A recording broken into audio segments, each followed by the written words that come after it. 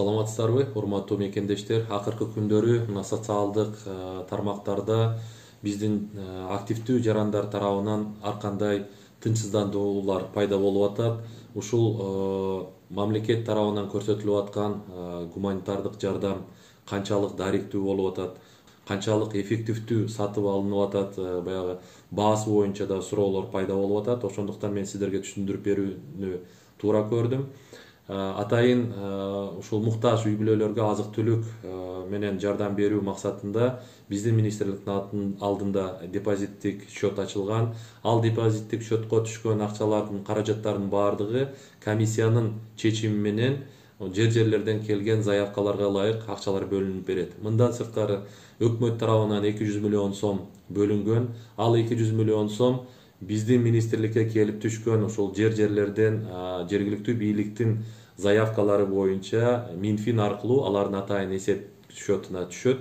Ошол түшкөн каражаттардын эсебинен жергиликтүү бийлик азык түлүк жардамыны даректүү ошо муктаж үй бүлөлөргө жеткирип берүү милдети аларга жүктөлгөн.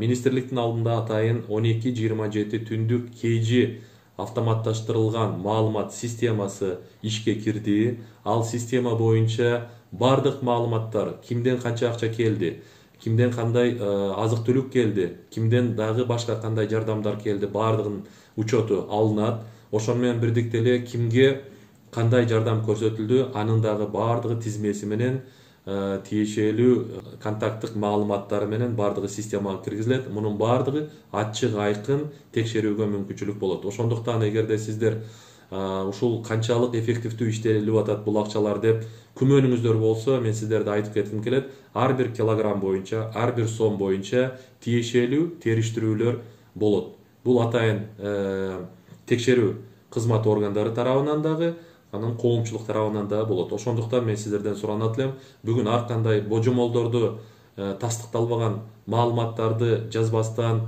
элди мындай дүрбөлөң кылып, кыжалатчылыкка салбастан күтүп турсаңыздар, Кудай буйрса ушул система аркылуу биз бардык отчетун алууга мүмкүнчүлүк түзүлөт. Ал эми мынау кээ бир мынау шаарда берилген жардам боюнча баягы кымбат сатылып алыныптыр деген дагы маалыматтар жаралып атат. Ал жерде мен айтып кетишим керек, ал жерде килограммы көрсөтүлбөй жазылып калган, бирок ошол жерде сиздер айтып аткан ал 1 килограммга эмес 2 килограммга болгон баа, ал эми суу май боюнча 1 литр эмес 2 литрге болгон баалар.